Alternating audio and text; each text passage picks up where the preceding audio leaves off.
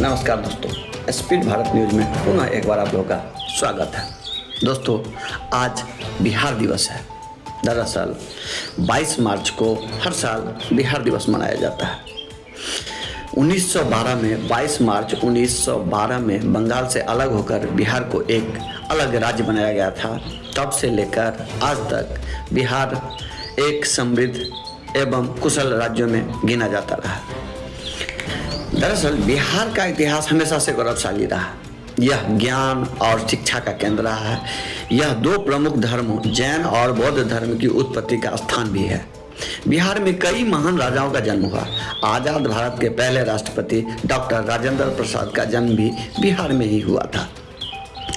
दरअसल बिहार की गौरवशाली इतिहास के बारे में आप इस प्रकार से ज़्यादा जान सकते हैं। बिहार में नालंदा और विक्रमशिला जैसे दो प्रसिद्ध विश्वविद्यालय हैं। बिहार में अशोक, अज्ञातशत्रु, बिस्मिवार जैसे महान राजाओं का जन्म हुआ। बिहार में सिखों के 10वें गुरु गोविंद सिंह का भी जन्म हुआ था। बिहार ने भारतीय स्वतंत्रता संग्राम में एक अहम भूमिका निभाई थी। बिहार में नील की खेती के खिलाफ चंपारण आंदोलन और 1942 का भारत छोड़ो आंदोलन शुरू हुआ था।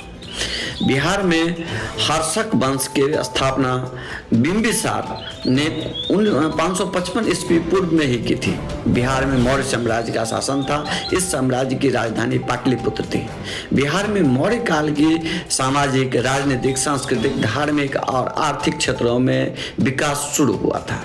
दरअसल बिहार का इतिहास जितना पुराना है उतना ही गौरवशाली है। बिहार हमेशा से समृद्ध और कुशल राज्यों में गिना जाता रहा है। बिहार में शिक्षा और ज्ञान का कई केंद्र रहा है। कई स्थान ऐसे रहा है जिस पर विश्व को यानी दुनिया को गौरव महसूस होता रहा है। शिक्षा को लेकर के खासकर बिहार नालंदा विश्वविद्यालय हो या अन्य शिक्षक संस्थान हो, ये हमेशा से दुनिया भर में प्रसिद्ध रहा है। बिहार की गौरवशाली इतिहास के बारे में हम लोग अच्छी तरह जानते हैं और अभी वर्तमान की स्थिति के बारे में भी हमें जानना जरूरी है। दरअसल वर्तमान में बिहार की स्थिति बहुत ही बुरे दौर से गुजर रहा है।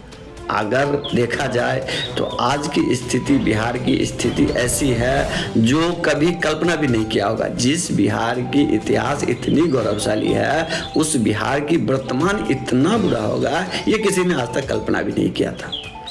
इसका मुख्य कारण आप मोटा मोटी अगर मान ले तो यहाँ राजनीतिक विफलता ही इस बिहार की दुर्दशा का मुख्य कारण माना जा रहा है।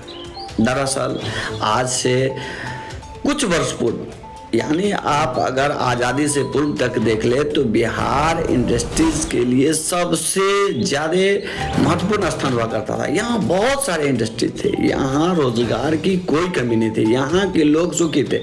यहाँ की अगर आप धरती की बात करें तो बिहार ऐसा धरती है जहाँ मौसम खुद आकर के हर सीजन का मजा आपको देके चला जाता है।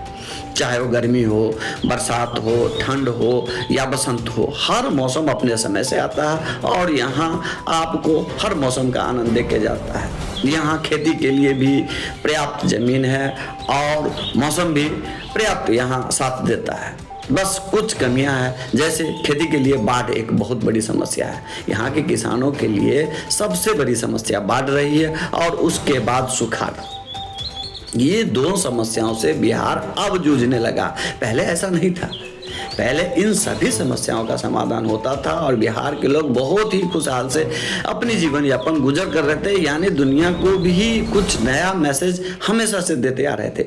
लेकिन आज बिहार खुद की अस्तित्व के लिए संघर्ष कर रहा है और इसका सबसे बड़ा आपको कारण राजनीतिक फेलियर है। राजनीति में हम बहुत बुरी तरह फेल हो चुके हैं, जिसका नतीजा है कि आज बिहार पिछड़ गया। वरना बिहार समृद्ध राज्य हुआ करता था। वरना बिहार की इतिहास गौरवशाली है, जिसके बारे में अभी हमने आपसे बात की है।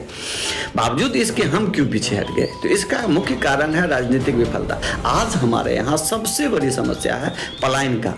यहाँ से लोग पलायन कर रहे हैं। यहाँ से लगातार लोग पलायन कर रहे हैं और दूसरे राज्यों में जाकर के, दूसरे शहर में जाकर के अपनी रोजी रोटी के लिए संघर्ष कर रहे हैं। जो सबसे बड़ी दुर्भाग्यपूर्ण बात है, जो बिहार कभी लोगों को नसीहत देता था, लोगों को शिक्षा देता था, लोगों को ज्ञान देता था, वो बिहार की जनता आज खुद अपनी रोजी रोटी के लिए संघर्ष कर रहा है। ये कितना दुर्भाग्यपूर्ण बात है।